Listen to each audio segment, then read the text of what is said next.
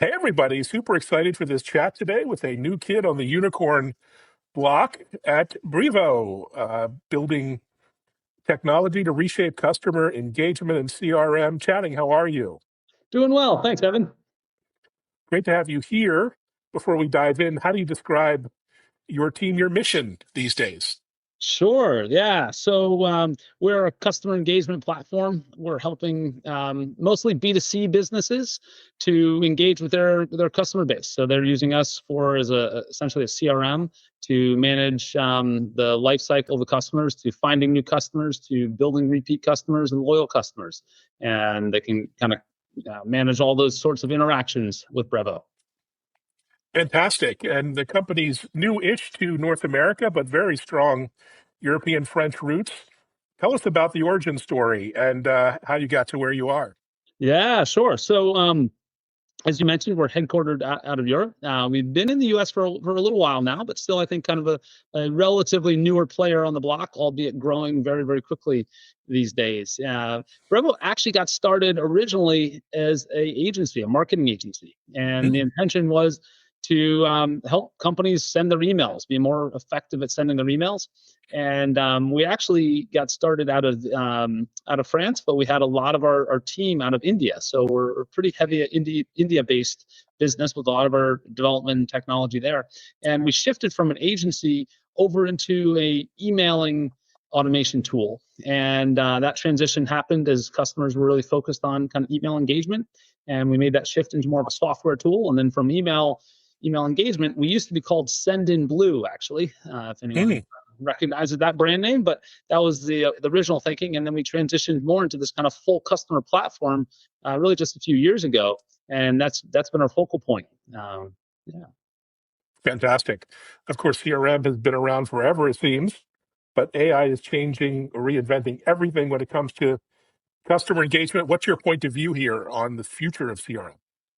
Yeah. So the SaaS apocalypse that's hit the public markets, over the past month or so, obviously has put everyone to a point of questioning all software, CRM or otherwise. And I put a lot of thought on this concept, this topic, because it is so top of mind with the changes and evolution that are happening around CRM and around AI.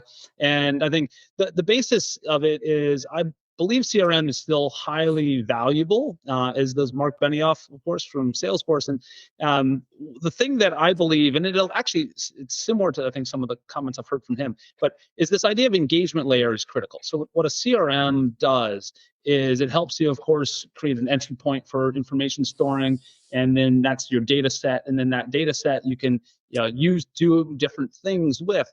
In the future state, that entry point is very conversational. As we use LLMs more and more, I think that's the entry point for any sort of information tracking. As we look a year or 2 years out, I can envision a lot of software evolving to be much more conversational in how you engage and enter information. So differentiation of software, CRM or otherwise, through a fancy UI is going to go away. And that's not going to really exist anymore. But what is going to exist, and one of the software companies, CRM specifically, that are going to thrive are going to be the ones that own that engagement layer. So can help manage the data, leveraging LLMs. LLMs, by the way, are becoming a commodity already. There's slight differentiation between one or another, but not huge differentiation.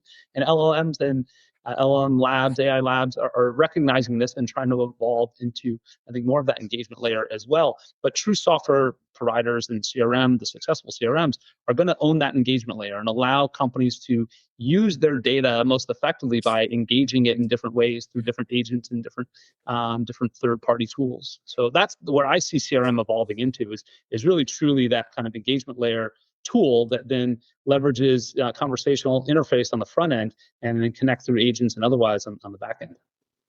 Fantastic. And I use a number of agents personally in my little business that are just tremendously valuable to me now. I don't know how I live without them, but they're literally doing work as I speak.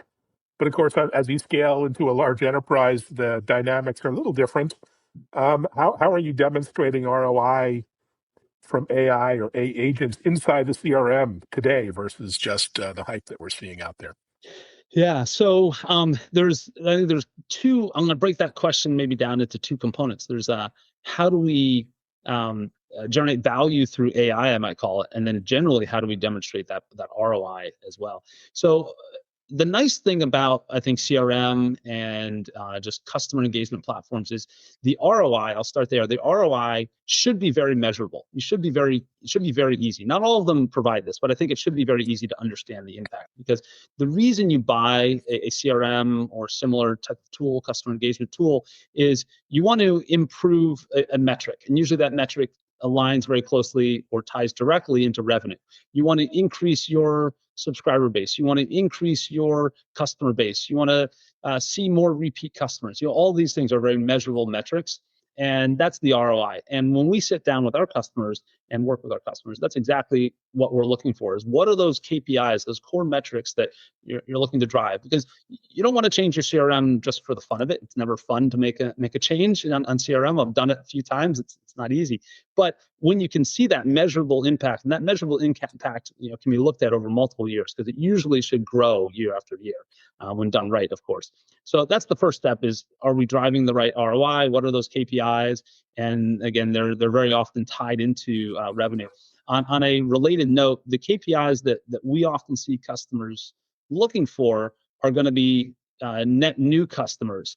One of the things we often talk with our customer base about, and I think one of the things that any good CRM provider should really focus in on, is, yes, net new is nice. You want to expand that reach, but also those loyal customers. Those loyal customers are the ones that you want to get them to come back and repeat purchase and repeat and buy more, increase that basket size. And when you can do that, it's much easier to convert those loyal customers, because they've already bought something from you. So you want, again, a repeat customer is better than a net new. It's easier usually to maintain, but people often forget about the ways you can go about improving that repeat customer base. So I think that's, of course, revenue is the core one, but how you get there, repeat customers are just as valuable, and I would argue easier to develop than the net new.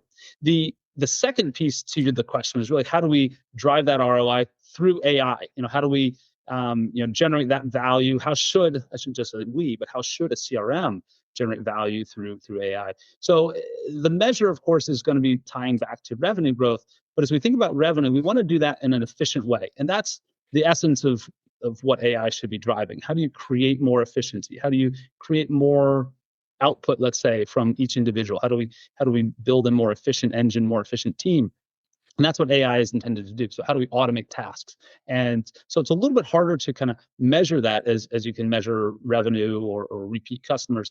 But again, we can look at that through the lens of leveraging the tools that we have to increase individual output, increase individual productivity. So as you don't need to increase the size of your team to generate more revenue. That's the basis of AI. So we can leverage our AI tools. We can look at things like bots and agents that we have, and leveraging the way we use LLMs within Brevo to increase the overall output per employee, per marketing employee usually. Fantastic. When I look at one of those market maps for MarTech, you see thousands of names, a very diverse spectrum, tech giants like HubSpot and Salesforce on the list as well. How do you think about positioning yourself to serve customers with all of these companies, competitors in many cases? Do you see a lot of mergers and consolidation happening in the industry? How do you think about carving out your niche, not so niche, in this space? Yeah, definitely. Scott Brinker, who runs Chief Martech, often produces that very report that I think you're referencing. I mean, it's a great report. It has this image of thousands and thousands of software providers, Martech software providers on it. And every year that the Chief Martech group produces that report, it grows, and you can see that each image is smaller and smaller because they're trying to fit it all, on one page. And the reality is, yes, there's always going to be a lot of young tech companies in this space, in the MarTech space, in the CRM space. I do think consolidation will accelerate here with AI. I think it's easier and easier to build software. It's probably about 10 times as easy today as it was a year ago right now. I actually built a software tool over the weekend in 15 minutes. I struggled with the images, so that took me another 2 hours, but the actual building of the tool took 15 minutes. I used Claude Code, and I popped it out. It was very easy. Genius. and I'm not a good technology person, in the sense of a developer, but it's simple. So I think the idea of building software, yes, we'll see a lot of companies trying to build software, but to be successful, as I mentioned earlier, you really need to go deep. And yes, we can build little bots and agents that sit on top of tools, but I don't think those sort of products can be successful in the long run anymore. I think it's just very hard to do. I think agencies, frankly, can help with a lot of this. They can spin up small products that companies need very quickly now. So rather than buying a tool, leverage an agency to build a little widget here, a little widget there. The CRM and customer platforms that will ultimately survive and thrive are, once again, those ones that really understand and own that orchestration layer. And you have to be fairly sophisticated to do that. So the smaller companies, I think, are going to blend and merge together, either be acquired by the bigger companies. Possibly they might just go out of business if the product that they're building isn't all that sophisticated or complex. But I do think we will see an acceleration on, again, the merging of these businesses over the coming 12, 24 months. And I think what we might end up even seeing is that Chief MarTech image that I'm envisioning. Actually, the images might start getting larger on it because there'll be less of them on stage than what we've seen over the past years. Indeed, and you've navigated M&A over your career. How do you think about acquisitions and growth? You've raised over 500 million. That's a bold move. Tough to top that. Can you give us a peek into the future? Yeah, definitely. So obviously valuations are adjusting quickly based on public markets, SaaS valuations. But that doesn't mean that we're not going to see or that we will see a reduction in any sort of M&A. As I mentioned, first of all, I think there's a great opportunity when valuations reset for companies to look for those opportunities and jump on them. So I think there's a little bit of a reset that often needs to happen. If the public markets reset, private markets have a slight delay. It's not as transactional as public markets, so there's a slight delay in resets on the valuations there. But I think as those valuations do reset, I wouldn't be surprised to see a bit of an increase in M&A activity, specifically like corporate M&A. I think private equity funds are going to probably slow down a little bit in software acquisition because they're trying to kind of rethink, how they structure their debt and how they think about the valuations of the businesses that they're acquiring. But I do think from a corporate M&A perspective, there's some nice opportunity that sits out there as valuations reset because there's some great businesses, small businesses that may not be able to raise the funding that they had before, but they can be a nice complement add-on to companies like Brevo, companies like HubSpot, or Salesforce even, or so on. So I do think M&A is going to be active. I wouldn't call it lively, but active, but more so from a corporate perspective than a private equity perspective. Fundraising will be tricky because, again, people have 2-3 months ago in mind when their valuations were much higher, probably in the software space. And if they want to go out and try to do a capital raise right now, the reality is it's going to be much lower than it was back in Q4 of last year, the values. And that's the nature of the private markets. Again, things come and go as within the public market. So again, we'll probably see a slight slowdown on funding for the near term, but I don't think that'll dry out by any means. Brilliant. In the meantime, of course, it's all about serving customers and winning customers. Can you share any stories, anecdotes, insights into how your customers are using your product, maybe in new and unexpected ways, and where are you getting most traction in verticals or otherwise? Yeah, sure. So I'll talk a little about loyalty, actually, just going back to what we were talking about because it's top of mind for a moment here. We have a handful of our customers, and it's actually building off an acquisition that we did not too long ago, where we have a loyalty product. We have a wallet product and a loyalty product. And the wallet product helps you to engage with your customers when they come into your storefront. So it's very retail oriented. And the loyalty product is a little more online or e-oriented, I would say. But the thing that I don't think anyone else is doing very well, and it's something that we're leaning into heavily now through the small acquisition that we've done, is this idea of creating advocacy amongst your customer base. So yes, you want to have loyal customers that come back and repeat. You want to remind them and give them some offers and some discounts to repurchase something. But I think the thing that's been overlooked a little bit is your good customers are actually also your best sales reps. And this is just the same as for consumers as it is for B2B. So if you have a happy customer, leverage that customer, give them a benefit as well. So if they're willing to talk about you in social media, talk about you in any way, they might not have a big social following, but even a small social following, encourage them to do so, because people will follow the voices of those who they trust. And if you can encourage them to be advocates, then you can generate demand and interest, while also keeping a happy customer around, and giving them discounts and incentives. So what I specifically mean by that is we have a tool that allows you to go out and generate advocacy and say, I am a happy customer of, let's say, Brevo, and I'm going to start posting about it. And in those posts, if I end up drumming up lead flow, I get some of that benefit. I get a little, kind of kickback, a benefit from that lead flow that I create for Brevo, from that new customer purchase that happens. And that's great. I'm not a influencer by any means, but it's kind of nice to have a little bit of that benefit in doing so, because it's something I'm probably already doing if I'm an advocate for the business. So I think that's just such a simple idea, is turn your happy customers, your loyal customers, into advocates as well, and it can benefit everyone. What a great idea. I have probably 650,000 social media followers across different platforms, and no company, no vendor, supplier has ever asked me to do anything. So what an opportunity that's untapped out there for sure. We're in the event season, a lot of travel meetings going on.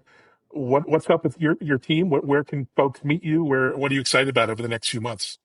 Yeah, so we're doing a bunch of events across Europe. Next week we're in Monaco, at a great event. Oh, I volunteered to head out there, cover the event.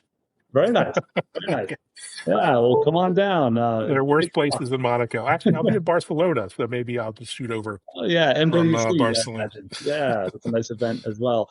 So yeah, we Monaco, and then later on in March, Shop Talk out in Las Vegas is another great event, another really interesting kind of cutting edge technology event for consumer brands. So that's I'll be at that one. I'm not able to get to the Monaco one personally, but I know my team's going to be there. But I'll be at Shop Talk in Las Vegas. So nice to get a little warm weather in this time of the year as well. Perfect. Well, there are worse destinations than Monaco, so good luck with that. And thanks for joining, sharing a bit of insight and an update. Appreciate it. Definitely. My pleasure. Thanks for having me on. And thanks, everyone, for listening, watching, sharing, and check out our TV show, TechImpact.tv, on Bloomberg Television and Fox Business. Thanks, everyone. Thanks, Channing. Thanks a lot. Take care.